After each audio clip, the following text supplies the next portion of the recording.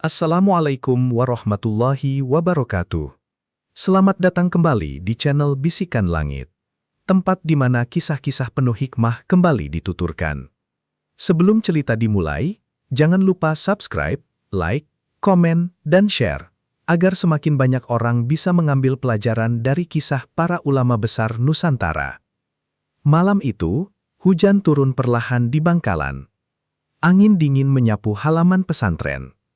Lampu minyak bergoyang kecil tertiup angin, membuat bayangan para santri bergerak pelan di dinding kayu. Di serambi pesantren, Syekhona Khalil duduk tenang sambil memegang tasbih. Wajah beliau terlihat sangat damai. Beberapa santri duduk melingkar sambil mendengarkan nasihat beliau. Namun tiba-tiba, dari kejauhan terdengar suara tangisan seorang perempuan. Para santri langsung saling memandang. Tak lama kemudian, seorang ibu tua datang sambil menggendong anak kecil yang tubuhnya sangat lemah. Pakaiannya basah karena hujan. Wajahnya penuh kesedihan. Dengan suara bergetar, ia berkata, "Kiai, tolong doakan anak saya. Sudah berhari-hari ia tidak bisa makan." Tangisan ibu itu membuat suasana pesantren menjadi sangat haru. Syekhona Khalil memandang anak kecil itu dengan penuh kasih sayang. Beliau lalu mempersilahkan ibu itu duduk. Tidak ada kepanikan, tidak ada keramaian. Hanya ketenangan luar biasa yang terasa di sekitar beliau. Syekhona Khalil kemudian mengusap kepala anak kecil itu perlahan. Beliau membaca doa sangat pelan, hingga hampir tidak terdengar. Para santri ikut menundukkan kepala. Suasana malam terasa sangat tenang. Bahkan suara hujan di luar pun seperti ikut diam mendengarkan doa beliau. Air mata ibu itu terus jatuh.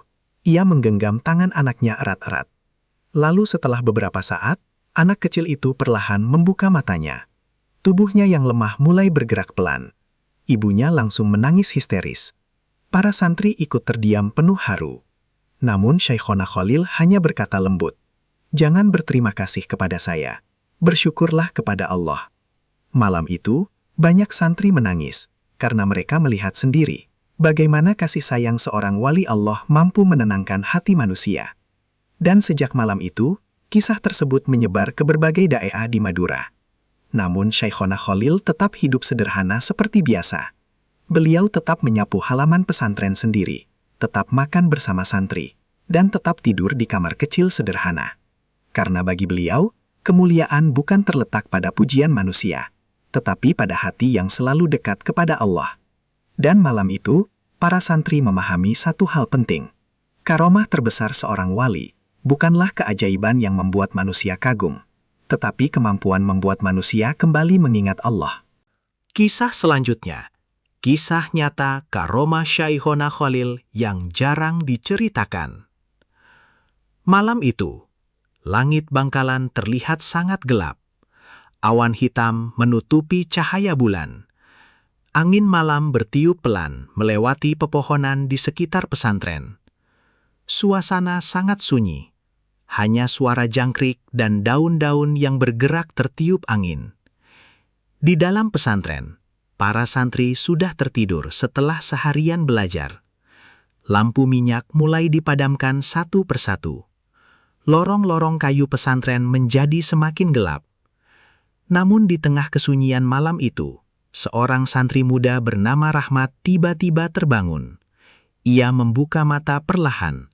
Entah mengapa, hatinya terasa tidak tenang malam itu. Rahmat duduk perlahan di atas tikar sederhana. Ia mendengar suara langkah kaki pelan dari luar kamar. Awalnya, ia mengira salah satu santri sedang menuju tempat wudhu. Namun suara langkah itu terdengar sangat pelan dan teratur. Rahmat kemudian membuka pintu kamar perlahan.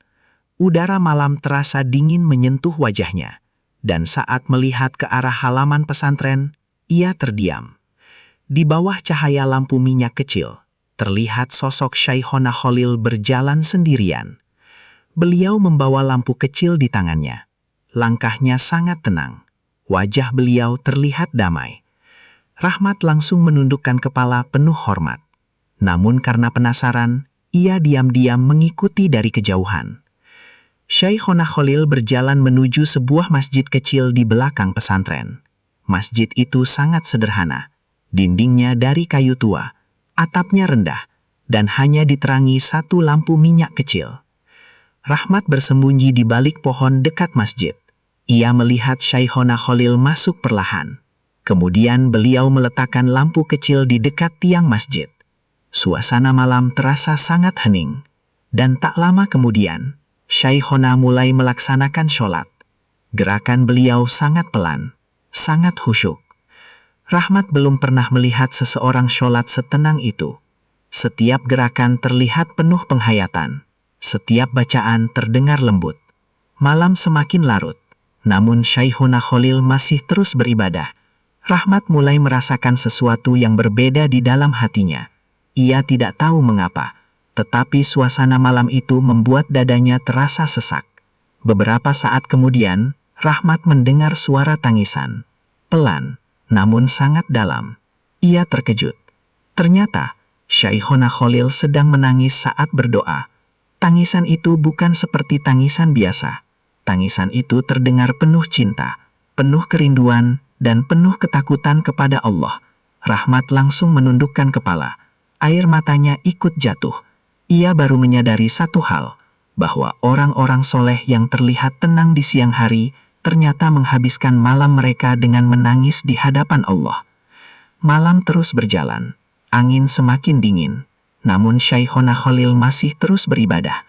Kadang beliau duduk sambil berzikir, kadang beliau sujud sangat lama.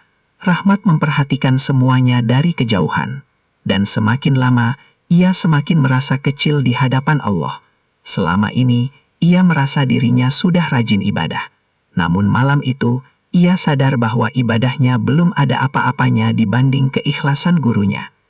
Menjelang sepertiga malam terakhir, Syaihona Khalil mengangkat kedua tangannya. Beliau berdoa sangat lama. Suara beliau lirih, namun Rahmat masih bisa mendengar sebagian doa itu. Ya Allah, jangan biarkan umat ini jauh darimu. Ya Allah, jika ada santriku yang lemah imannya, kuatkanlah hatinya. Jika ada yang sedang kesulitan hidup, tolonglah mereka. Jika ada yang sedang sakit, sembuhkanlah. Air mata Rahmat langsung jatuh semakin deras. Karena malam itu, ia baru memahami arti kasih sayang seorang ulama kepada murid-muridnya.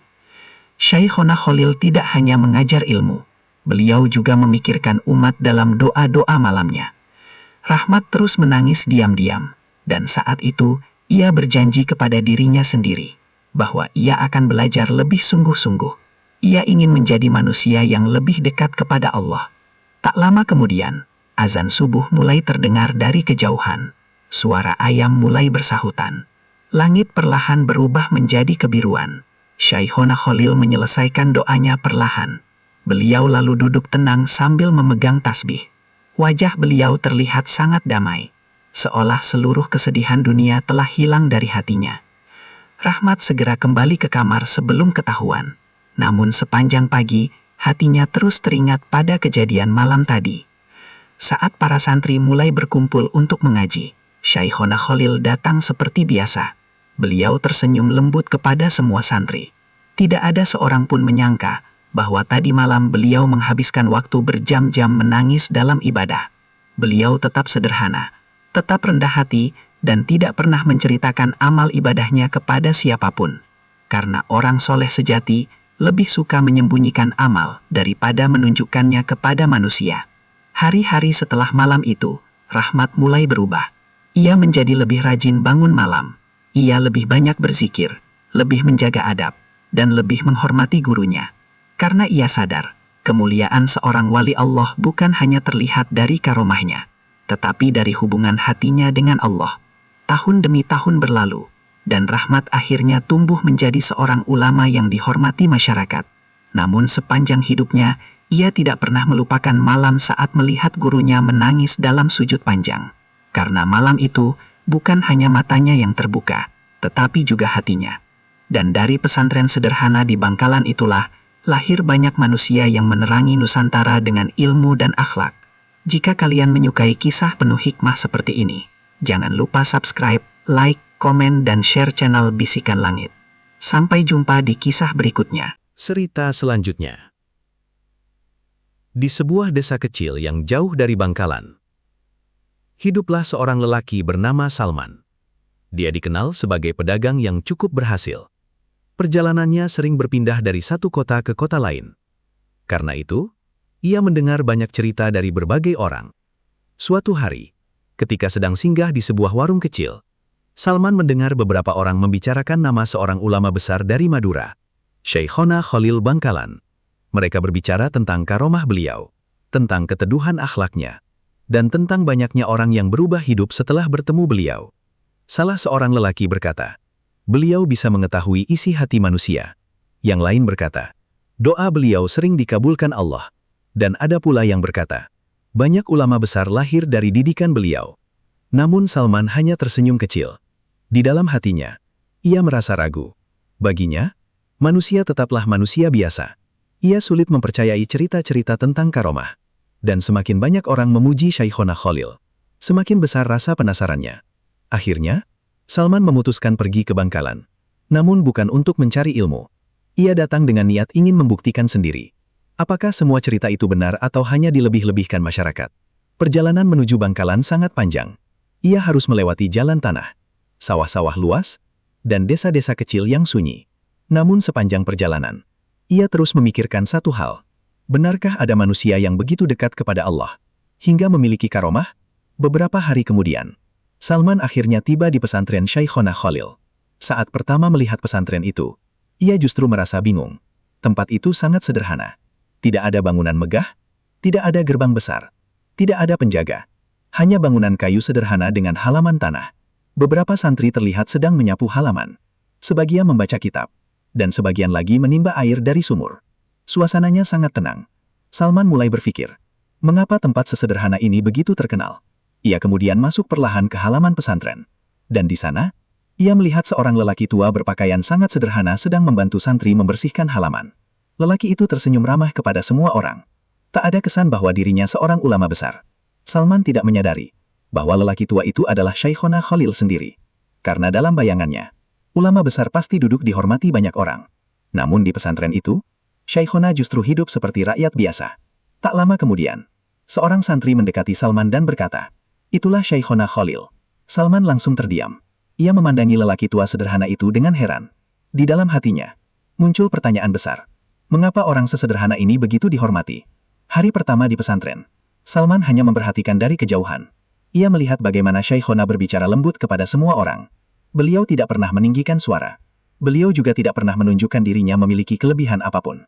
Namun anehnya, semua orang yang berada di dekat beliau terlihat sangat hormat. Malam harinya, para santri berkumpul untuk mengaji. Salman ikut duduk di belakang. Lampu minyak menerangi ruangan kayu sederhana itu. Syekhona Khalil mulai mengajar dengan suara lembut. Beliau tidak banyak bicara tentang dunia. Beliau lebih sering berbicara tentang hati, tentang keikhlasan, tentang adab, dan tentang pentingnya mendekat kepada Allah. Semakin lama mendengarkan, Salman mulai merasa tenang. Namun di dalam hatinya, ia masih menyimpan keraguan.